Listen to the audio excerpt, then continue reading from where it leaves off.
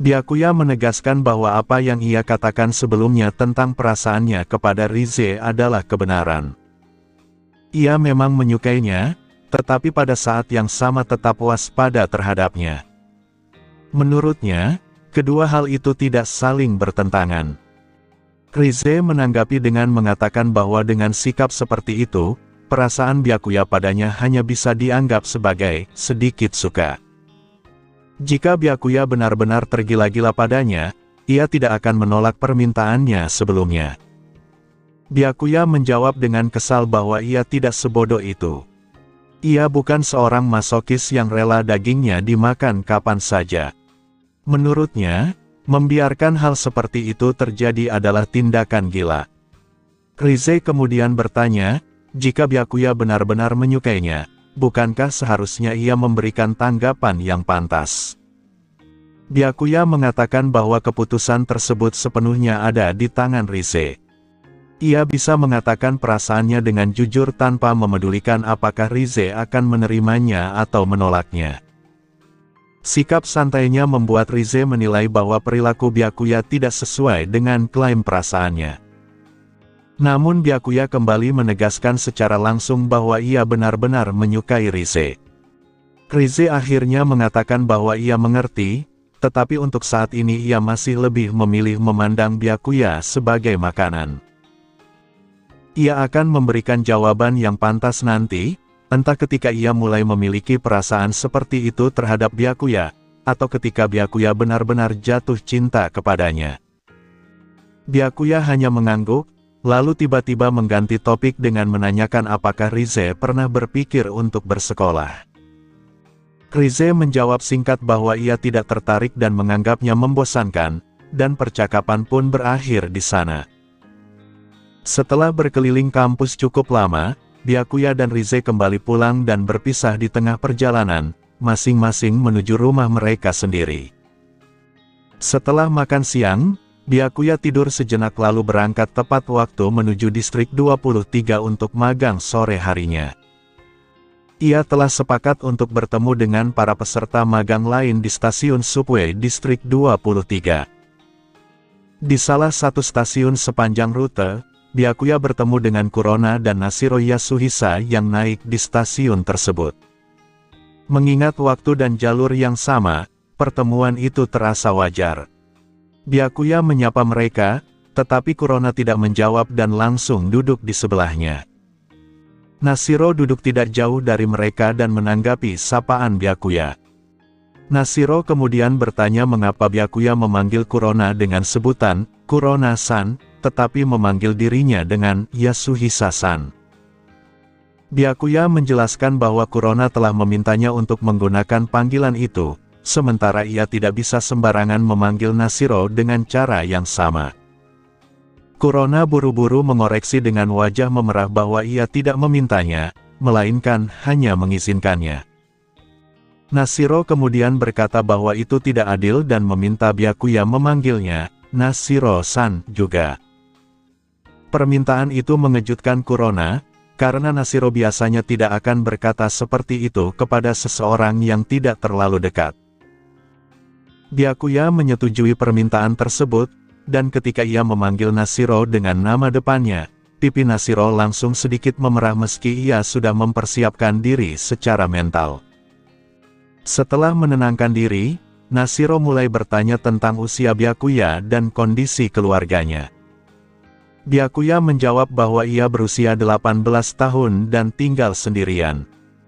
Nashiro sempat meminta maaf karena mengira telah menyentuh masa lalu yang menyakitkan, tetapi Byakuya mengatakan bahwa tidak ada masalah sama sekali. Kemudian Nashiro mengajukan pertanyaan inti, bagaimana pandangan Byakuya terhadap Kurona. Mendengar itu, Kurona kebingungan dengan arah pembicaraan adiknya. Byakuya memastikan maksud pertanyaan tersebut, lalu menjawab tanpa ragu bahwa Kurona itu imut. Jawaban yang terlalu cepat itu membuat Kurona langsung memalingkan wajahnya, tidak ingin memperlihatkan ekspresi paniknya. Nashiro, yang sempat terdiam, menanyakan apakah tidak ada deskripsi lain selain imut. Byakuya dengan jujur mengatakan bahwa Kurona terlalu imut sampai ia tidak bisa memikirkan kata lain yang lebih tepat. Bahunya Kurona sedikit bergetar, wajahnya memerah hingga ke telinga. Nashiro akhirnya mengakui bahwa ia bisa merasakan ketulusan dalam jawaban Byakuya. Namun, ia sendiri juga mulai menghindari tatapannya, karena dengan wajahnya yang hampir sama dengan Kurona, ucapan Byakuya terasa seolah diarahkan kepadanya juga. Jika ia terus menatapnya, ia merasa wajahnya sendiri akan ikut memerah. Kereta bawah tanah akhirnya tiba di stasiun Distrik 23. Setelah menunggu sebentar, seluruh peserta magang berkumpul. Seperti hari sebelumnya, Arima dan anggota Squad Zero tidak menunggu di stasiun ini, melainkan di pintu masuk Distrik 24. Karena itu, setelah semua orang lengkap, rombongan langsung bergerak menuju Distrik 24. Di tengah perjalanan, Suzuya Juuzu secara mengejutkan lebih dulu menyapa Byakuya. Sapaan itu terdengar agak kaku, mengingat Suzuya hampir tidak pernah berinteraksi secara normal dengan peserta pelatihan lain sebelumnya. Byakuya membalas sapaan tersebut dengan sopan. Keduanya tidak melanjutkan percakapan lebih jauh, hanya bertukar salam singkat. Kurona kemudian berbicara dengan suara jelas tanpa berusaha mengecilkan volumenya, menanyakan langsung kepada Byakuya mengapa ia masih mau mendekati Suzuya, padahal Suzuya dikenal memiliki kecenderungan kekerasan yang serius. Suzuya berdiri tepat di belakang Byakuya dan tentu saja mendengar ucapan Kurona itu. Biasanya, Suzuya tidak akan peduli dengan anggapan orang lain. Namun kali ini, mendengar Kurona mengatakan hal tersebut kepada Byakuya, ia merasakan dorongan untuk membela dirinya sendiri. Meski begitu, ia tetap diam. Ia tahu bahwa sekalipun ia menjelaskan, tidak akan ada yang mempercayainya. Direktur Akademi sudah mengeluarkan teguran resmi, dan itu membuat posisinya semakin lemah. Byakuya menanggapi pernyataan Kurona dengan tenang.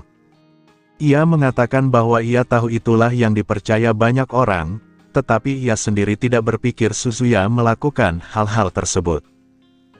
Ia tidak bisa mengungkapkan alasan sebenarnya, karena ia tidak memiliki bukti dan masalah ini sudah melibatkan Direktur Akademi. Tanpa bukti yang kuat, melawan narasi Tokage hanya akan menimbulkan lebih banyak musuh dan masalah yang tidak perlu.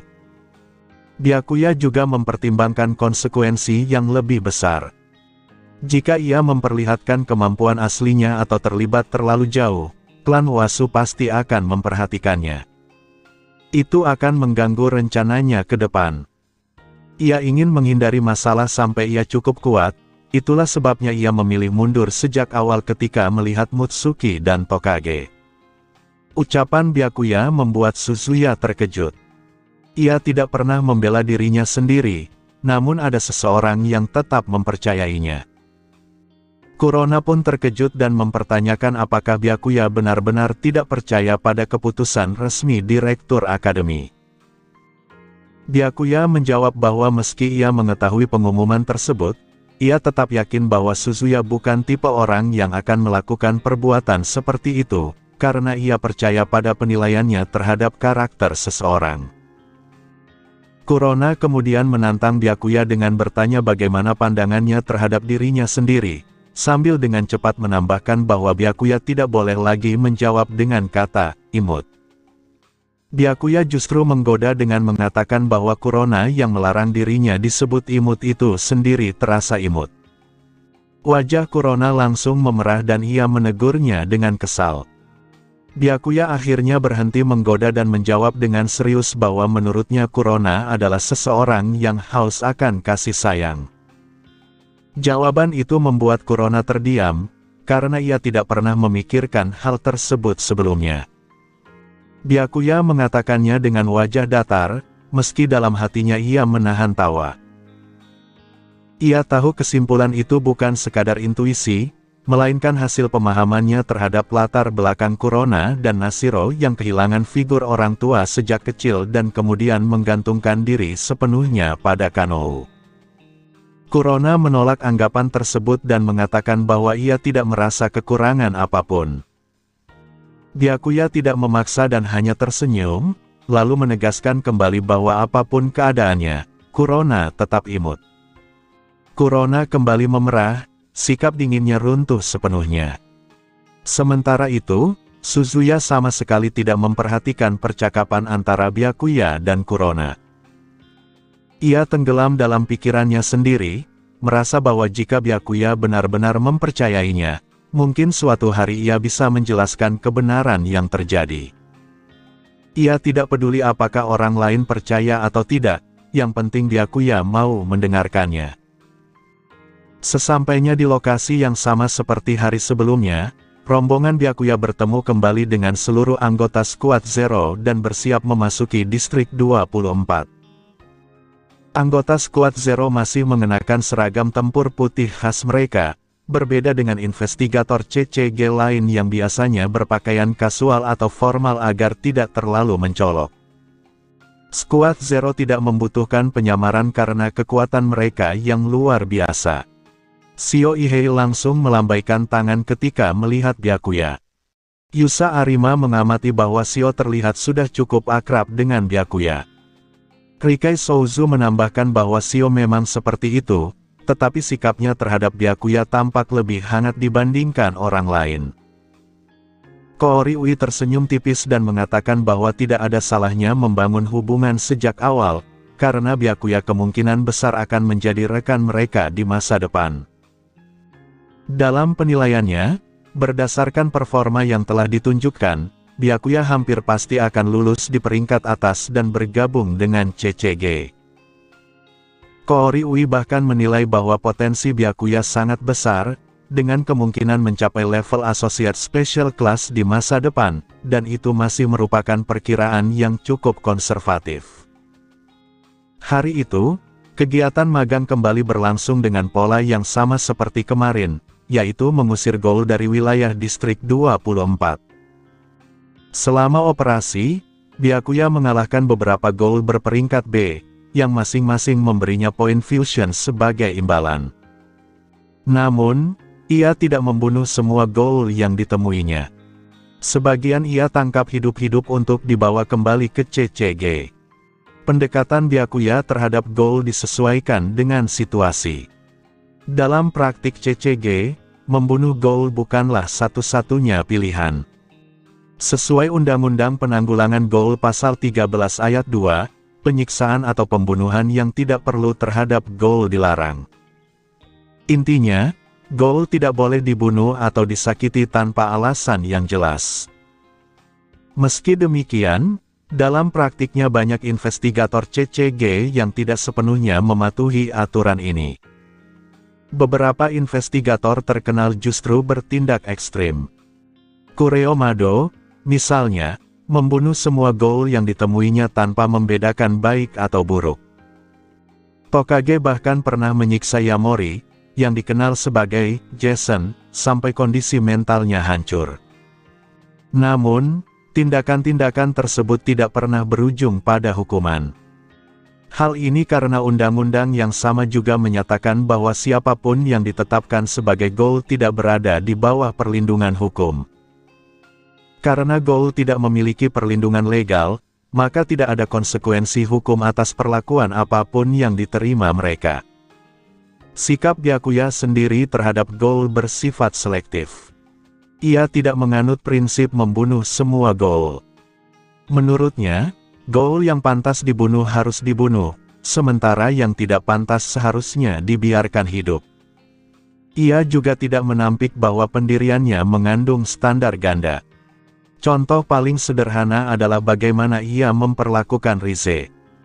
Ia menyadari bahwa di dunia Tokyo Ghoul, hampir semua orang memiliki darah orang tak bersalah di tangan mereka. Touka Kirishima pernah membunuh 2 investigator CCG yang tidak bersalah, namun hampir tidak ada yang benar-benar membencinya. Kaneki sendiri, di kemudian hari, justru menjadi sosok yang membunuh manusia paling banyak, bahkan menelan setengah Tokyo ketika berubah menjadi dragon. Jika semua harus diadili dan dieksekusi atas dosa mereka, maka tidak akan ada akhirnya. Setelah operasi selesai, hari magang pun berakhir. Sekali lagi, Byakuya dan Suzuya menunjukkan performa terbaik, disusul oleh Kurona dan Nashiro. Di pintu keluar distrik 24, Kooriui memberitahu para peserta bahwa pelatihan hari itu telah selesai dan meminta mereka kembali esok hari. Ia menegaskan bahwa masa magang hanya berlangsung 3 hari, sehingga setelah hari berikutnya mereka bisa kembali. Seorang peserta laki-laki kemudian bertanya kepada Kooriui tentang syarat untuk bergabung dengan Squad Zero. Ia jelas mengagumi Arima dan bercita-cita masuk ke unit tersebut. Kooriui menjawab dengan jujur bahwa setidaknya seseorang harus mencapai peringkat first class, dan idealnya associate special class atau lebih tinggi. Jawaban itu sudah cukup untuk membuat trainee tersebut patah semangat, meskipun ia tetap menyatakan akan berusaha keras. Dalam kenyataannya, syarat masuk Squad Zero jauh lebih sulit dari yang disampaikan Kooriui. Keanggotaan unit tersebut tidak hanya ditentukan oleh peringkat, tetapi juga oleh pengakuan Arima sendiri. Selain itu, Kooriui bahkan tidak mengetahui bahwa hampir seluruh anggota Squad Zero adalah setengah manusia, kecuali dirinya. Rahasia klan Wasu membuat kemungkinan seorang manusia biasa bergabung hampir mustahil.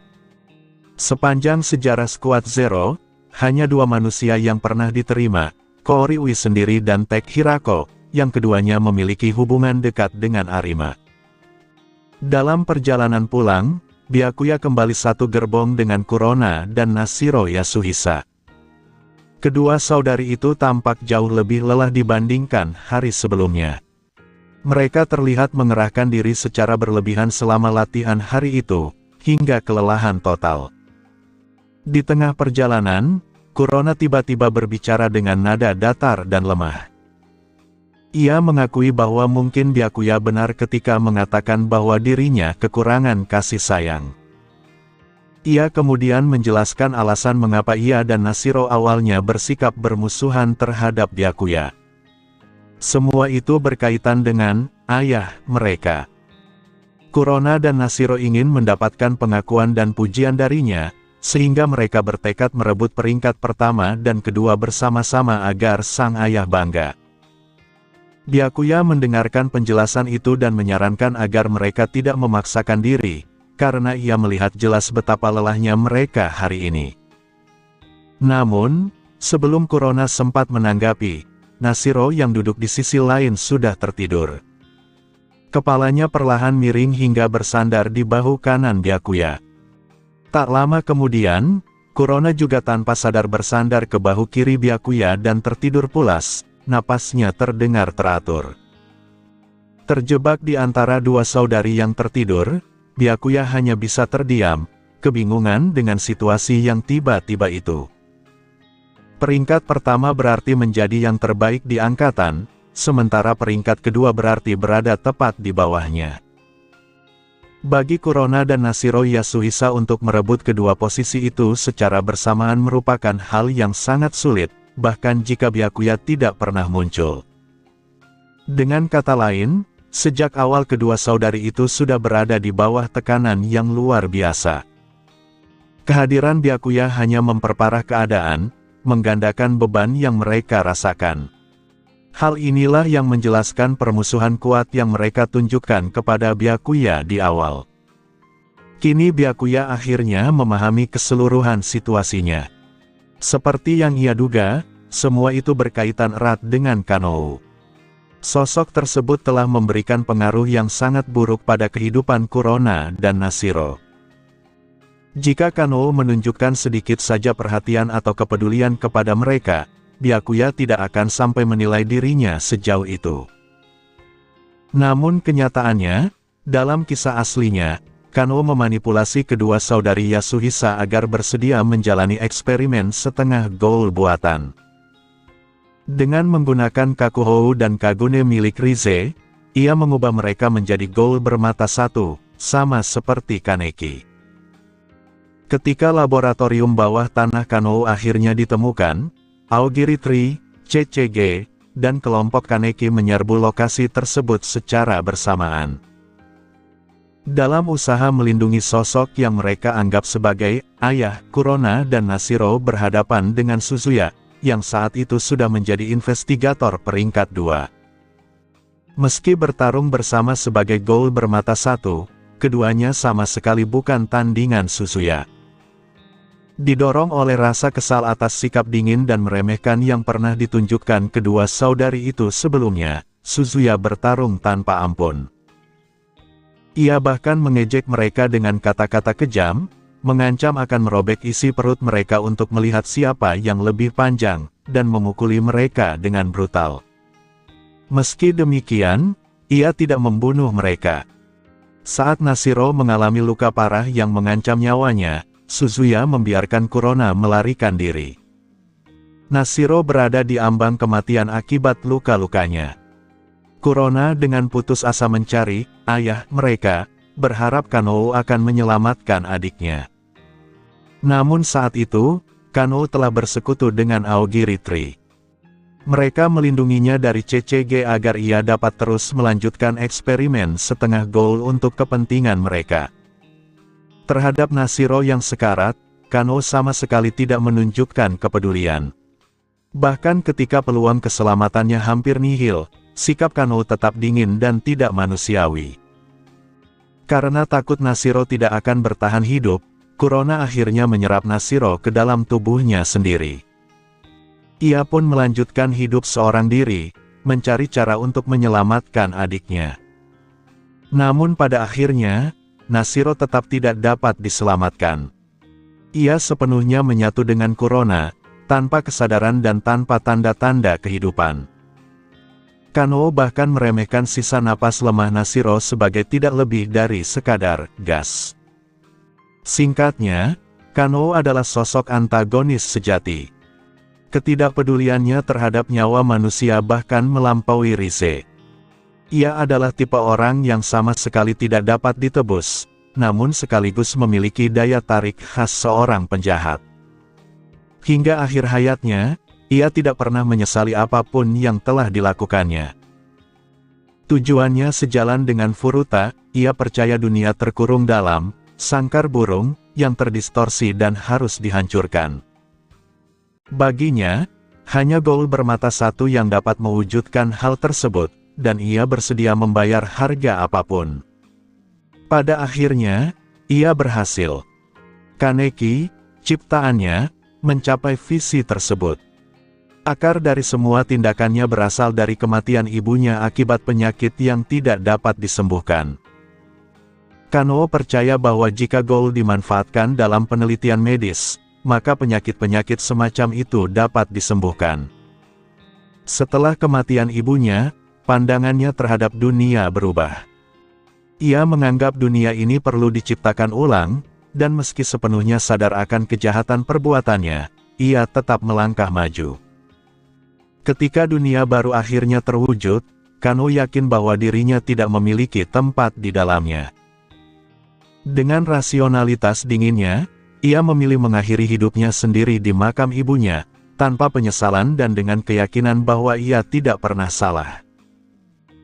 Setelah itu, penelitian medis berbasis Ghoul dan Cell Dragon berkembang pesat, menaklukkan banyak penyakit yang sebelumnya tak tersembuhkan, bahkan membuat Shinohara yang lama koma dapat pulih sepenuhnya. Sambil merenungkan semua itu, Byakuya bertanya-tanya apa langkah Kanou dan Furuta selanjutnya sekarang setelah mereka kehilangan Rize sebagai subjek eksperimen. Ia sama sekali tidak menyadari tatapan penumpang lain di sekitarnya. Dua gadis kembar yang imut tengah bersandar di bahunya, masing-masing di kiri dan kanan, menciptakan pemandangan yang sangat mencolok. Ia tidak mungkin membangunkan mereka secara kasar dan menyuruh mereka menjauh. Ketika kereta hampir mencapai stasiun tujuan Kurona dan Nashiro, keduanya masih belum menunjukkan tanda-tanda terbangun. Mengingat itu adalah stasiun mereka, Byakuya dengan lembut memanggil dan sedikit menggerakkan bahunya untuk membangunkan mereka. Kurona terbangun dengan linglung, mengucek mata tanpa menyadari apa yang baru saja terjadi. Nashiro, sebaliknya, langsung tersadar sepenuhnya dan diliputi rasa malu karena menyadari bahwa ia tertidur sambil bersandar pada Byakuya. Dengan wajah sedikit memerah, ia segera berdiri dan turun dari kereta, berpura-pura tidak terjadi apa-apa. Kurona mengikuti Nashiro turun, masih belum menyadari situasinya. Byakuya sendiri tetap diam, bersikap seolah tidak ada kejadian apapun. Setelah turun, Nashiro memperhatikan bahwa ekspresi Kurona tampak benar-benar normal, seakan insiden tadi tidak pernah terjadi. Namun Nashiro sempat terbangun lebih dulu dan melihat bahwa Kurona juga bersandar pada Byakuya. Dengan rasa penasaran, Nashiro berbisik kepada Kurona dan menjelaskan apa yang sebenarnya terjadi. Butuh beberapa saat bagi Kurona untuk memprosesnya, sebelum matanya membelalak dengan keterkejutan ketika menyadari bahwa ia tertidur di bahu Byakuya. Nashiro merasa sedikit lega karena ternyata bukan hanya dirinya yang akan menanggung rasa malu itu. Namun pada saat yang sama, memikirkan bahwa Byakuya sepenuhnya menyadari apa yang telah terjadi justru membuatnya semakin merasa malu dan canggung.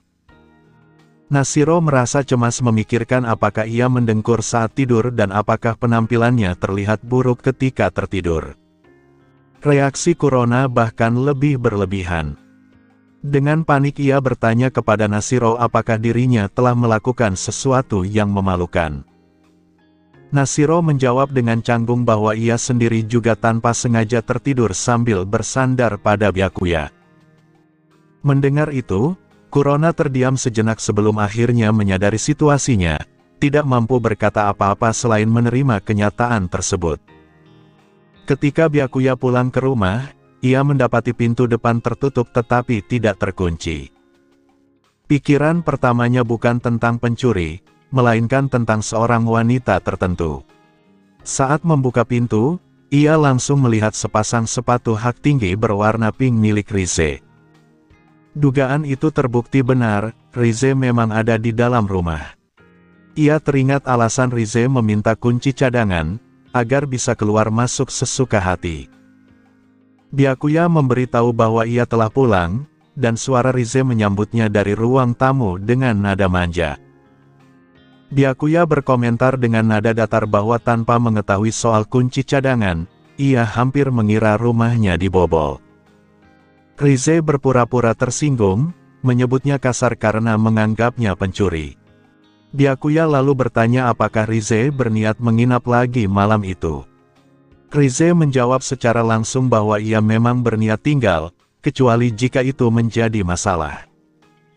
Byakuya menanggapinya dengan tenang, menyatakan tidak keberatan selama itu membuat Rize senang. Tak lama kemudian, Rize bangkit dari sofa dan mendekatinya. Byakuya sudah tahu apa yang akan dilakukannya.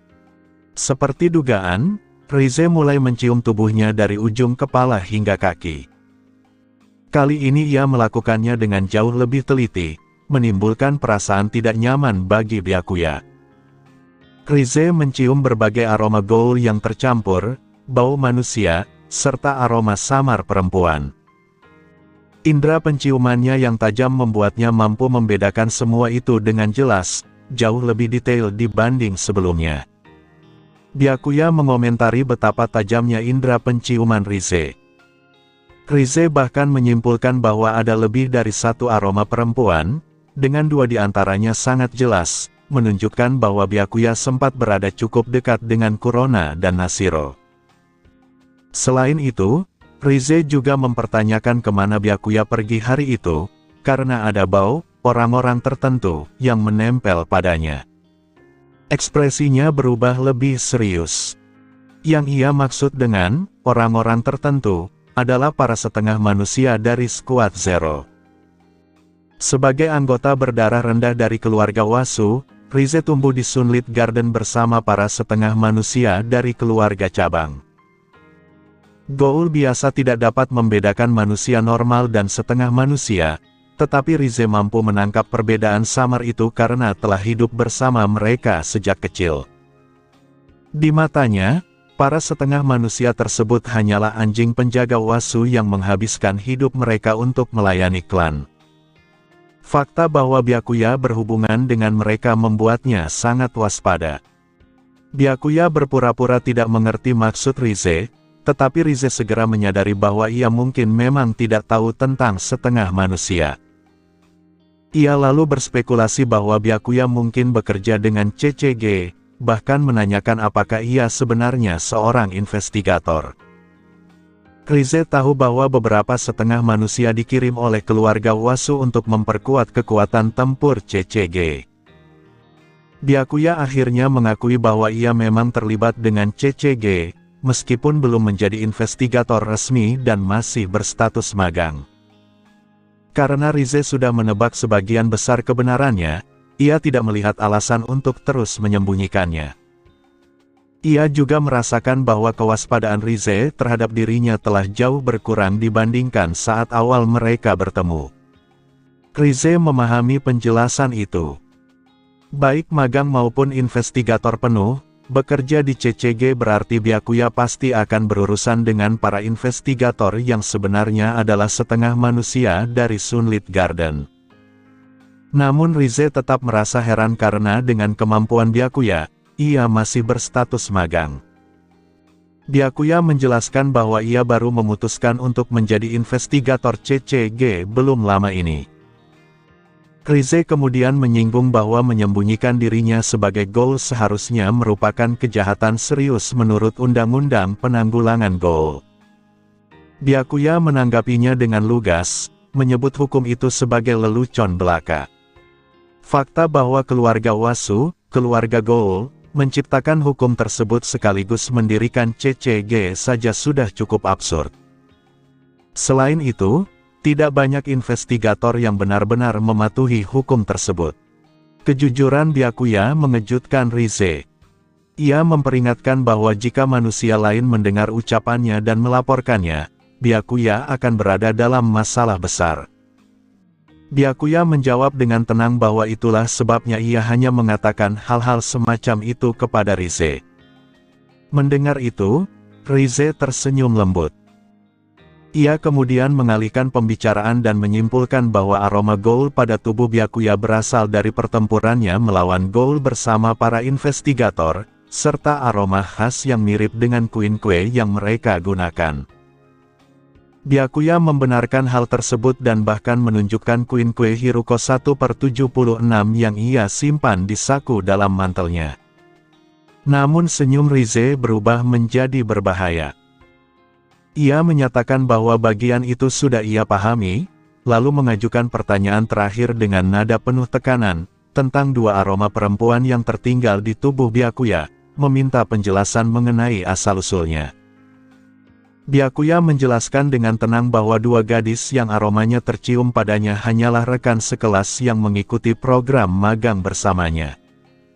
Ia bertanya balik apakah ada sesuatu yang salah. Rize menanggapi dengan nada santai dan terkesan bercanda, mengatakan bahwa sebenarnya tidak ada masalah, hanya saja ia merasa menarik karena Byakuya sering mengatakan menyukainya, tetapi pada saat yang sama terlihat sangat dekat dengan gadis lain. Melalui penciumannya saja, Rize tahu bahwa dua gadis itu telah melakukan kontak fisik yang cukup dekat dengan Byakuya, karena aroma mereka adalah yang paling kuat menempel di tubuhnya. Ia memahami bahwa hal itu berasal dari kejadian Kurona dan Nashiro yang tertidur di bahu Byakuya. Tidak peduli seberapa sering Byakuya bertarung melawan Ghoul atau berbicara dengan Shioihei, aroma itu tidak akan sekuat aroma milik saudari Yasuhisa. Byakuya kemudian memberikan alasan bahwa hal itu terjadi karena mereka bertarung berdampingan dalam pertempuran, sehingga aroma mereka menempel padanya. Ia mengatakannya dengan wajah datar dan seolah-olah itu adalah kebenaran mutlak, padahal alasan tersebut sepenuhnya dibuat-buat. Ia hanya ingin menghindari kerepotan menjelaskan situasi sebenarnya kepada Rize. Rize menanggapi dengan singkat dan penuh keraguan. Ia sebenarnya bisa mengetahui dengan tepat di mana aroma kedua gadis itu paling terkonsentrasi, terutama di lengan, bahu, dan bahkan tangan Byakuya, dan aroma sekuat itu jelas tidak mungkin terbentuk hanya dari pertempuran singkat. Namun, ia tidak melanjutkan penyelidikan lebih jauh. Setelah itu, Rize tiba-tiba mengalihkan pembicaraan dan menanyakan apakah Byakuya pernah mendengar tentang klan Wasu. Byakuya menjawab bahwa ia tahu Wasu adalah keluarga yang mendirikan CCG. Rize mengatakan bahwa semua orang mengetahui fakta itu dan menganggap Wasu sebagai pahlawan terbesar umat manusia dalam perang melawan Gold, tetapi tidak ada yang mengetahui kebenaran tentang keluarga tersebut. Byakuya berpura-pura tidak tahu dan menanggapi dengan mengatakan bahwa Wasu mungkin tidak semulia yang terlihat. Rize mengiyakan, lalu memperingatkan bahwa jika Byakuya benar-benar ingin mengetahui kebenaran, maka tidak akan ada jalan kembali. Ia mengatakan bahwa Byakuya bisa saja jatuh ke dalam jurang bersamanya. Rize terlihat tenang saat mengatakan hal itu, karena ia sendiri telah memutuskan hubungan sepenuhnya dengan klan Wasu, sehingga melanggar tabu terbesar mereka tidak lagi berarti apa-apa baginya. Sebaliknya, bagi Byakuya, mengetahui rahasia itu akan membawa konsekuensi besar. Namun, ia menjawab tanpa ragu bahwa ia yakin dan ingin mendengarnya. Ia menegaskan kembali janjinya untuk melindungi Rize dan menyatakan bahwa jatuh ke dalam jurang bersama bukanlah sesuatu yang ia takutkan. Sikapnya yang tegas mengejutkan Rize, yang kemudian memperingatkannya bahwa meskipun nanti ia menyesal, semuanya sudah terlambat. Rize lalu mendekat dan membisikkan kebenaran dengan sangat pelan, klan Wasu adalah para Gold. Byakuya berpura-pura terkejut dan terdiam. Rize mengira reaksinya sesuai harapan dan merasa situasi itu menjadi menarik. Ia kemudian memeluk Byakuya erat-erat dan menyatakan bahwa sejak saat itu mereka berdua adalah kaki tangan, karena telah melanggar tabu terbesar klan Wasu. Ia menegaskan bahwa tidak ada jalan keluar bagi Byakuya selain menghadapi pengejaran dan balas dendam Wasu bersamanya. Pada saat itu, sebuah pilihan muncul, tetapi tanpa ragu sedikit pun, Byakuya membalas pelukan Rize dengan erat dan mengatakan bahwa ia mengerti, tidak menyesal sama sekali, dan itulah jawabannya. Rize merasakan tubuhnya sedikit bergetar saat mendengar keputusan itu. Keputusan tersebut menandai bahwa musuh Byakuya kini adalah seluruh klan Wasu, sebuah kekuatan besar yang mengendalikan CCG dan organisasi V, serta terdiri dari Gold yang semuanya merupakan Kakuja alami. Meskipun Rize sendiri belum pernah menunjukkan wujud Kakuja, potensi kekuatannya jelas jauh melampaui penilaian CCG. Namun, Byakuya tidak merasa takut. Sejak awal, ia telah siap untuk berhadapan dengan Wasu demi menghentikan tragedi yang terus berulang di dunia ini. Rize tersenyum dan mengatakan bahwa Byakuya benar-benar mengejutkannya. Ia menyebutnya mungkin naif, tetapi ia tidak membenci orang bodoh seperti dirinya. Meski masih merasa Byakuya belum sepenuhnya memahami betapa mengerikannya klan Wasu, Rize memutuskan bahwa penjelasan itu bisa ditunda. Untuk saat ini, ia ingin kembali ke topik sebelumnya dan meminta Byakuya menjelaskan lebih jauh tentang dua gadis yang aromanya masih melekat kuat padanya. Byakuya kembali menegaskan bahwa dua gadis yang dimaksud Rize hanyalah teman sekelas yang menjalani magang bersamanya. Ia tidak menyangka Rize akan terus menyinggung hal tersebut, karena ia mengira masalah itu sudah selesai. Namun Rize menjelaskan dengan nada setengah bercanda bahwa berdasarkan aroma yang ia cium, konsentrasi tertinggi justru berada di lengan dan bahu Byakuya, sesuatu yang sulit dijelaskan hanya dengan alasan bertarung berdampingan. Akhirnya, Byakuya mengakui kebenarannya. Ia mengatakan bahwa saat berada di kereta bawah tanah, kedua gadis itu tidak sengaja tertidur dan kebetulan bersandar di bahunya. Mendengar penjelasan itu, Rize mengangguk ringan dan menerimanya. Ia memutuskan untuk tidak memperpanjang topik tersebut dan mengatakan bahwa sekarang ia perlu menjelaskan lebih jauh tentang kekuatan klan Wasu agar Byakuya tidak bertindak ceroboh tanpa memahami lawan yang akan dihadapi. Byakuya mendengarkan dengan sikap serius, meskipun sebenarnya ia sudah mengetahui semua yang disampaikan. Rize kemudian menjelaskan berbagai sumber daya yang dimiliki klan Wasu, termasuk kendali mereka atas CCG dan organisasi V. Ia juga menyinggung latar belakangnya sendiri, menggambarkan Wasu sebagai keluarga Ghoul yang memuja garis keturunan manusia, di mana semakin murni darah Ghoul seseorang, semakin rendah statusnya. Ia menyebutkan betapa tidak masuk akalnya sistem tersebut. Byakuya menanggapi dengan menyatakan bahwa hal itu terdengar aneh, lalu bertanya apakah Rize sendiri mengalami hal tersebut. Rize mengakui dengan nada pelan bahwa itu memang pengalamannya.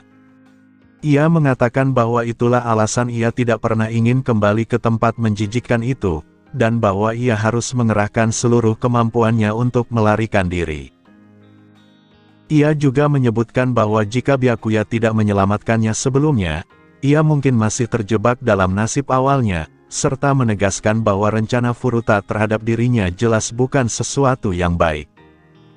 Rize berbicara dengan tenang, tetapi kebenciannya terhadap klan Wasu terasa sangat dalam. Byakuya menanggapi dengan serius, mengatakan bahwa keadaan bisa saja menjadi lebih buruk, namun semua itu sudah berlalu. Ia berjanji bahwa mulai sekarang, ia tidak akan membiarkan Rize menderita seperti itu lagi. Rize kemudian bertanya apakah setelah mengetahui seluruh kekuatan Wasu, Byakuya masih bisa mengatakan hal tersebut. Ia mengakui tidak tahu dari mana kepercayaan diri Byakuya berasal, tetapi ia memilih untuk mempercayainya, karena Byakuya adalah satu-satunya orang yang bisa ia andalkan. Byakuya lalu dengan sengaja mengalihkan pembicaraan dengan menanyakan tentang ayah yang pernah disebut Rize sebelumnya. Rize menjawab bahwa ia tidak pernah bertemu lagi dengannya sejak meninggalkan distrik 6, dan ia mendengar kabar bahwa pria itu ditangkap oleh para penyelidik CCG, meskipun ia tidak yakin akan kebenarannya. Byakuya kemudian menyimpulkan bahwa pria itu bukan ayah kandungnya dan bahwa nama keluarga, Kamishiro, diwariskan darinya. Rize membenarkan hal tersebut, menjelaskan bahwa setelah melarikan diri, ia bertemu dengan sosok yang ia panggil ayah, yang memberinya nama keluarga serta mengajarinya banyak teknik bertarung, meskipun ia sering merasa pria itu terlalu cerewet. Rize kemudian menyadari bahwa mungkin nasihat-nasihat ayah angkatnya tidak sepenuhnya salah, karena kebiasaan makannya yang sembrono justru memberi Furuta kesempatan untuk menyergapnya. Byakuya menenangkan Rize dengan mengatakan bahwa dengan kekuatan pria tersebut dan hubungannya dengan Rize, kemungkinan besar CCG tidak akan melakukan sesuatu yang fatal, dan masih ada peluang bagi mereka untuk bertemu kembali. Rize berharap demikian, sambil menyatakan bahwa ayahnya kemungkinan besar tertangkap karena melindungi Ghoul-Ghoul yang lebih lemah. Ia menjelaskan bahwa sebagai pemimpin distrik 6, pria itu selalu mengutamakan Ghoul lanjut usia, sakit, dan lemah. Dengan kekuatannya, ia seharusnya bisa melarikan diri, tetapi besar kemungkinan ia memilih menyerahkan diri untuk melindungi Ghoul lainnya. Rize juga menyadari bahwa pengerahan besar-besaran CCG di distrik 6 sebenarnya dipicu oleh kebiasaan makannya sendiri yang tidak terkendali. Tiba-tiba, Rize mengganti topik dan menyatakan bahwa mulai sekarang ia akan tinggal bersama Byakuya dan akan memindahkan barang-barangnya keesokan hari. Ia tidak meminta izin, karena ia terbiasa melakukan apa yang ia mau. Byakuya mengangguk dan mengatakan bahwa hal itu tidak masalah, serta akan memudahkan mereka untuk tetap berhubungan. Rize kemudian menegaskan agar Byakuya tidak melupakan janji yang telah ia buat, dan mengatakan bahwa ia menantikan hari di mana ia bisa menikmati Byakuya. Byakuya menanggapi dengan campuran perasaan geli dan pasrah, sambil meyakinkan bahwa ia akan menepati semua janjinya. Rize menambahkan bahwa sampai hari itu tiba, Byakuya tidak boleh didahului oleh ghoul lain, karena hanya dirinya yang berhak. Ia lalu mendekat dan menggigit ringan tulang selangka Byakuya, meninggalkan bekas samar sebagai penegasan atas kata-katanya. Hari ketiga magang pun tiba. Karena Byakuya tidak memiliki tugas pada pagi hari, ia menemani Rize kembali ke tempat tinggal lamanya untuk membereskan barang-barangnya. Karena Rize akan pindah dan tinggal bersama Byakuya, semua keperluannya harus dibawa sekaligus. Mereka datang lebih awal untuk berbicara dengan pemilik rumah, seorang wanita tua. Mendengar bahwa Kamishiro-san akan pindah secara mendadak, sang pemilik rumah tampak sangat enggan melepasnya, karena selama ini Rize selalu bersikap lembut dan sopan, serta disukai baik oleh dirinya maupun cucunya.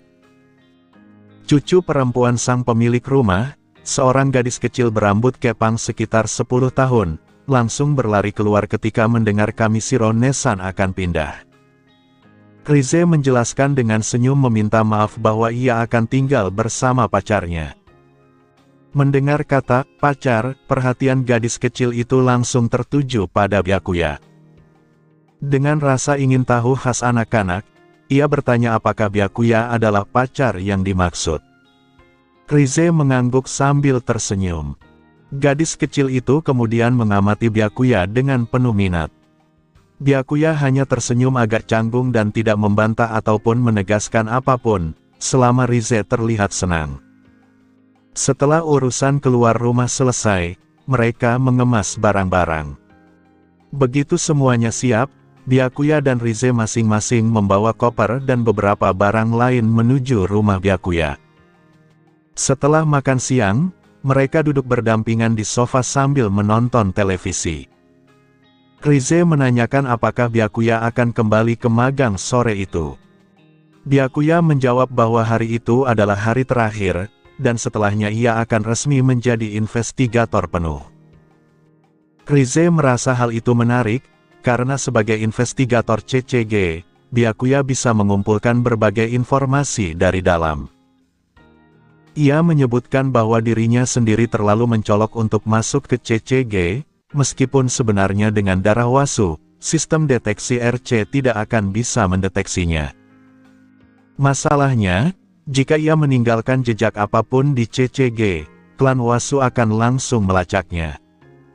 Byakuya setuju bahwa lebih baik Rize tidak mendekat ke sana. Tak lama kemudian, Byakuya bersiap berangkat. Saat ia mengganti sepatu di pintu masuk, Rize menghampirinya dan dengan nada lembut mengucapkan kalimat khas sepasang kekasih agar ia berhati-hati. Sikap itu membuat Byakuya tersentuh sejenak. Dari sudut pandang orang biasa, mereka tampak seperti pasangan suami istri yang sudah lama bersama. Senyum lembut Rize membuatnya terlihat seperti istri yang penuh perhatian, meskipun kenyataannya Byakuya tahu bahwa Rize hanya melakukan itu karena merasa terhibur. Di kereta bawah tanah, Byakuya kembali bertemu dengan Kurona dan Nashiro. Kali ini, kedua saudari itu duduk agak berjauhan darinya, jelas masih canggung akibat kejadian kemarin. Suasana sempat hening sampai Kurona akhirnya meminta agar kejadian sebelumnya dilupakan saja. Byakuya menjawab santai bahwa tidak masalah. Setelah itu, percakapan mereka kembali normal. Kurona memberi ucapan selamat lebih awal karena hari itu adalah hari terakhir magang, mengakui bahwa dengan performa Byakuya, hasil akhirnya sudah bisa ditebak.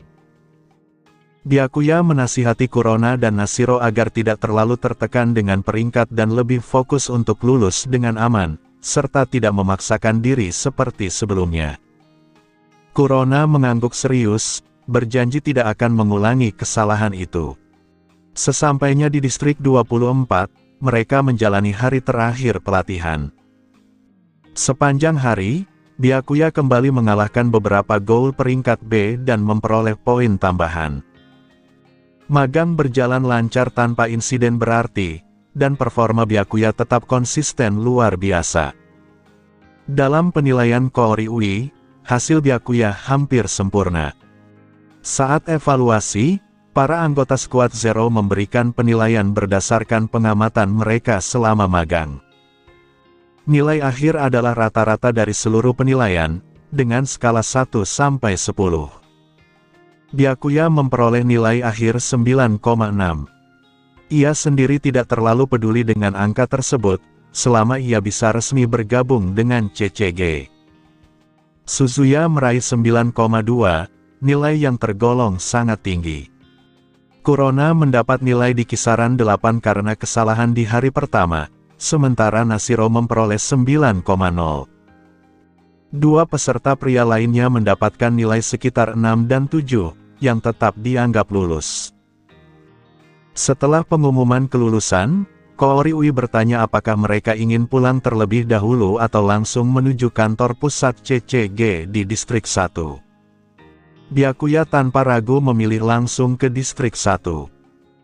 Kurona dan Nashiro memiliki urusan di rumah, Suzuya belum memenuhi syarat untuk bekerja di kantor pusat, dan dua peserta lain memilih kembali ke akademi. Akhirnya, hanya Byakuya yang berangkat bersama Squad Zero. Di kantor pusat CCG, karena datang lebih awal, proses administrasi Byakuya diselesaikan terlebih dahulu. Ia resmi menerima gelar investigator rank 2 dan hak kepemilikan penuh atas Quinque Hiruko 1/76. Ia juga diberitahu bahwa dengan jumlah gol yang telah ia kalahkan, ia memenuhi syarat untuk memperoleh Quinque baru di masa depan. Setelah seluruh dokumen selesai, Byakuya resmi menjadi investigator rank 2 dan diberikan beberapa hari libur, sekaligus menunggu penugasan partner. Di sela waktu libur itu, acara temu penggemar Sen Takatsuki berlangsung. Byakuya ingat janjinya dengan Kaneki dan pergi ke Anteiku. Rize ikut bersamanya. Melihat Byakuya datang bersama seorang wanita, Kaneki tidak terlalu terkejut dan dengan agak canggung menanyakan apakah Rize adalah pacarnya. Sebelum Byakuya sempat menjawab, Rize dengan santai mengaku bahwa ia menyukai Byakuya. Mendengar itu, Kaneki tampak lega, dan suasana pun menjadi alami saat mereka berangkat bersama ke lokasi acara. Di tempat acara, tepat ketika Byakuya hendak masuk ke aula, ia melihat seorang gadis bertubuh kecil berjalan cepat melewatinya. Gadis itu tiba-tiba berhenti, menoleh, lalu menyapanya dengan senyum ceria. Gadis itu tidak lain adalah Eto Yoshimura, atau yang dikenal sebagai Sen Takatsuki. Karena acara tersebut memang merupakan temu penggemar Sen Takatsuki, bertemu langsung dengan Takatsuki di lokasi sebenarnya adalah hal yang wajar. Namun, yang tidak Byakuya duga adalah Eto justru menghampirinya lebih dulu. Byakuya menanggapi sapaan itu dengan anggukan kecil sebagai balasan. Kaneki, yang belum pernah melihat Sen Takatsuki sebelumnya, sama sekali tidak menyadari bahwa gadis muda bertubuh kecil yang berdiri di depan Byakuya adalah Takatsuki Sensei yang selama ini ia kagumi. Secara penampilan, Eto memang terlihat seperti gadis imut biasa, padahal usia aslinya sudah 24 tahun. Eto tidak banyak berbincang dengan Byakuya. Setelah menyapa singkat, ia langsung masuk ke dalam gedung untuk memulai sesi bertemu para penggemar. Melihat itu, Rize bertanya kepada Byakuya apakah gadis tadi adalah temannya atau rekan sekelas. Byakuya menjelaskan bahwa Eto bukan teman maupun teman sekelasnya, melainkan Sen Takatsuki sendiri, dan mereka pernah bertemu sebelumnya secara kebetulan. Jawaban itu membuat Rize benar-benar terkejut. Gambaran Sen Takatsuki di benaknya sangat berbeda dengan kenyataan. Ia membayangkan penulis karya-karya tersebut sebagai sosok yang jauh lebih dewasa dan berpengalaman, bukan gadis mungil dengan penampilan muda. Kaneki bahkan lebih terkejut lagi ketika mengetahui bahwa gadis yang baru saja menyapa Amaha-san adalah Takatsuki Sensei. Byakuya hanya mengangguk dan mengatakan bahwa Kaneki akan melihatnya lagi di dalam. Tak lama kemudian, Kaneki memang melihat Takatsuki duduk di dalam ruangan, melayani para penggemar gadis yang sama persis. Antrean cukup panjang, sehingga mereka harus mengantre sesuai prosedur acara. Sambil menunggu, para pengunjung bisa melihat-lihat buku-buku karya Takatsuki yang dipajang di sekitar lokasi. Saat gilirannya tiba, Kaneki berbincang dengan Eto tentang kesannya terhadap karya-karyanya.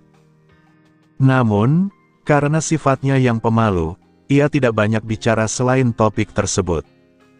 Setelah Kaneki, giliran Byakuya dan Rize maju. Mereka duduk berhadapan dengan Eto. Eto tersenyum dan menyapa Byakuya, mengatakan bahwa mereka bertemu lagi. Hari itu, rambut Eto dibiarkan terurai panjang dengan gaya sedikit berantakan, seolah ia datang terburu-buru tanpa sempat menata diri dengan rapi. Byakuya membalas sapaan itu dengan santai. Eto kemudian menggoda dengan mengatakan bahwa Byakuya membawa gadis yang sangat cantik bersamanya hari itu. Eto sendiri sebenarnya cukup terkejut ketika sebelumnya melihat Byakuya dan Rize bersama. Ia masih ingat jelas kejadian saat Byakuya pernah mengungkapkan perasaannya pada Rize. Saat itu, Eto mengira bocah manusia itu pasti sudah mati. Kenyataan bahwa Byakuya masih hidup, bahkan tampak akrab dengan Rize, benar-benar melampaui ekspektasinya. Rize menanggapi pujian Eto dengan senyum ramah dan balik memuji kecantikan Takatsuki Sensei. Keduanya sama-sama tersenyum dengan sikap bersahabat. Rize sama sekali tidak mengetahui identitas asli Eto, sementara Eto tahu persis siapa Rize sebenarnya. Eto lalu menanyakan nama mereka. Byakuya memperkenalkan diri sebagai Amaha Byakuya, dan Rize sebagai Kamishiro Rize. Meskipun Eto sebenarnya sudah mengetahui nama mereka, ia tetap berpura-pura baru mendengarnya dan mengatakan akan mengingatnya. Ia lalu menawarkan tanda tangan atau permintaan lain. Byakuya menyerahkan buku yang dibawanya, dan Eto menandatanganinya dengan nama pena Sen Takatsuki. Setelah itu, mereka sempat berbincang ringan tentang karya-karyanya sebelum berpamitan. Saat Byakuya dan Rize pergi, Eto menopang dagunya dengan tangan dan menatap punggung mereka dengan penuh ketertarikan. Ia menyadari bahwa hubungan Byakuya dan Rize tampak sangat baik. Menurut logika, Rize seharusnya sudah melahap pemuda manusia itu sejak lama, namun kenyataannya tidak hanya itu tidak terjadi, mereka malah terlihat dekat. Eto pun merasa sangat penasaran tentang apa yang sebenarnya telah terjadi di antara keduanya. Setelah itu, ia kembali melayani penggemar berikutnya. Usai acara, Kaneki langsung pulang ke rumah, sehingga ia berpisah dengan Byakuya dan Rize di tengah jalan. Hari itu, Kaneki berada dalam suasana hati yang sangat baik karena berhasil mendapatkan tanda tangan Takatsuki Sensei dan berbincang langsung dengannya tentang karya-karyanya. Dalam perjalanan pulang, Rize mengomentari bahwa Sen Takatsuki benar-benar berbeda dari bayangannya. Byakuya mengatakan bahwa hal itu wajar, lalu bertanya apakah Rize merasakan sesuatu yang aneh dari Takatsuki. Pertanyaan itu membuat Rize segera menyadari ada sesuatu yang tidak biasa. Ia menebak bahwa Takatsuki mungkin bukan manusia biasa. Byakuya kemudian menyatakan secara langsung bahwa Takatsuki sebenarnya adalah seorang ghoul. Rize terkejut, karena ia sama sekali tidak menyadarinya. Alasannya adalah karena Eto merupakan half ghoul alami, sehingga keberadaannya jauh lebih sulit dideteksi dibandingkan ghoul biasa. Selain itu, Rize tidak berada cukup dekat dengannya untuk menangkap perbedaan melalui penciuman.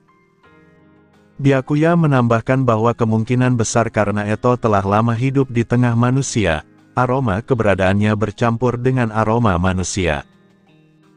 Ia belum berniat memberitahu Rize tentang identitas Eto sebagai half ghoul alami, karena ia sendiri tidak memiliki alasan yang masuk akal untuk mengetahui hal tersebut. Rize pun merenung, merasa tidak menyangka bahwa seorang penulis terkenal ternyata adalah ghoul. Namun, kini ia bisa lebih memahami bagaimana Takatsuki mampu menulis karya-karya seperti itu, semuanya pasti berkaitan dengan pengalaman hidupnya.